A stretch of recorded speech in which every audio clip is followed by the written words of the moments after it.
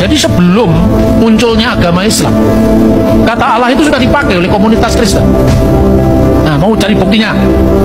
Ya, pada waktu terjadinya konsili Efesus tahun 431,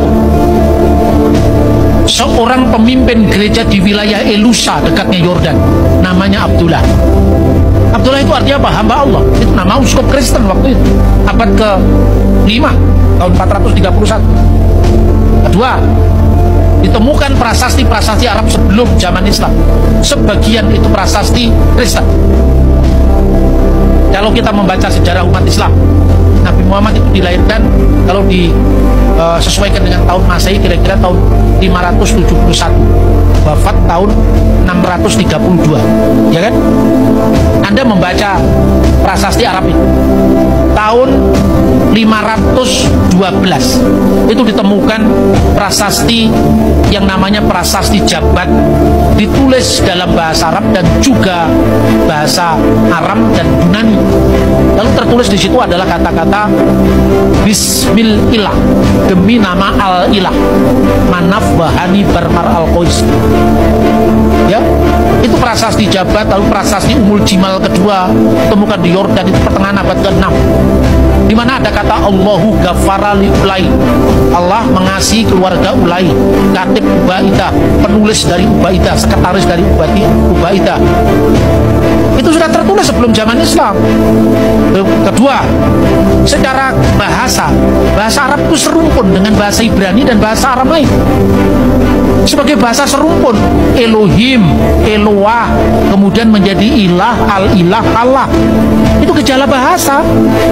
Kenapa harus dipersoalkan hanya gara-gara istilah itu muncul pada agama Islam?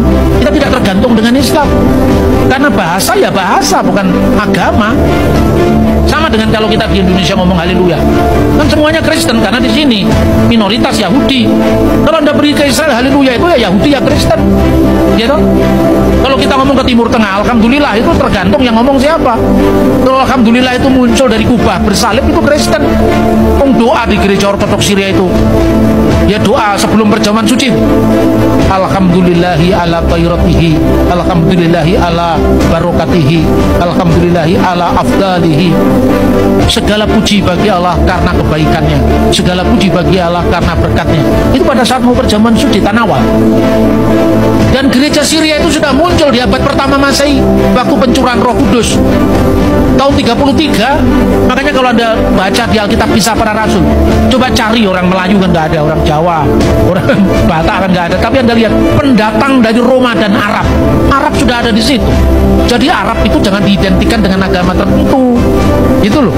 Jadi bukan karena aja di bahasa Indonesia, ini bahasa Arab juga ada.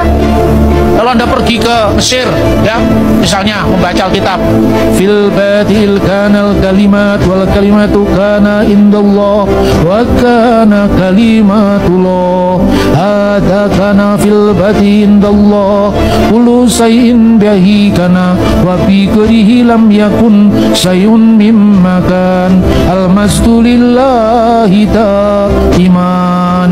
Ini Yohanes 1:1-3. Coba di situ ada kata Allah, ada fil batil kanal kalimah wal kalimatu kana indallah wa kana kalimatullah. Ini kalau baca Injil di gereja Koptik, di gereja Syria, itu terakhirnya kan al-masdulillahi daiman. Segala kemuliaan bagi Allah senantiasa. Loh, ini saya ngomong begini bukan karangan saya. Anda cari YouTube aja ketemu tulisan Reciting the Bible in Arabic, Orthodox Church, muncul di situ. Bukan karangan saya. Kok mirip Pak? Budayanya sama kok. Soal budaya misalnya, kalau di Indonesia orang ngaji itu kan orang Islam. Coba Anda pergi ke Israel, Shema Israel Adonai Elohenu Adonai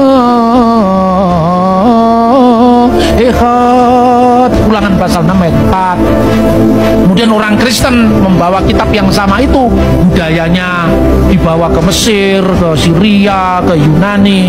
Nah, kemudian ada istilah Yunani Kyrie eleison. Kyrie eleison itu Tuhan kasihanilah. Kyrie eleison, Kyrie eleison, ya Roburkam, ya biar programnya bahasa Arab.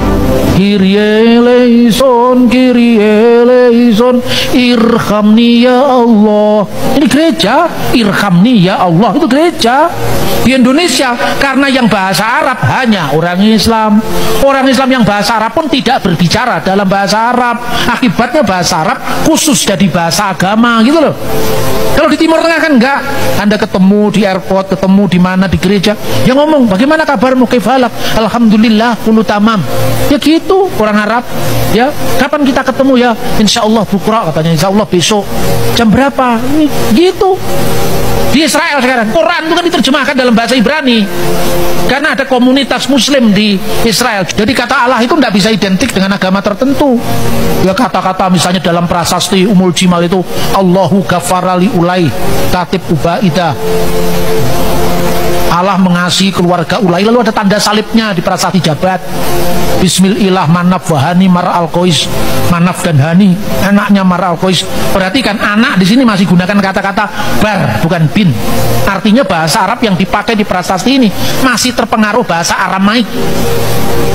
Nama-namanya masih nama-nama Yunani, sekalipun ada nama Arab, Manaf, Hani nama Arab, tapi Mar al-Qais nama Arab, tapi Sergius nama Yunani.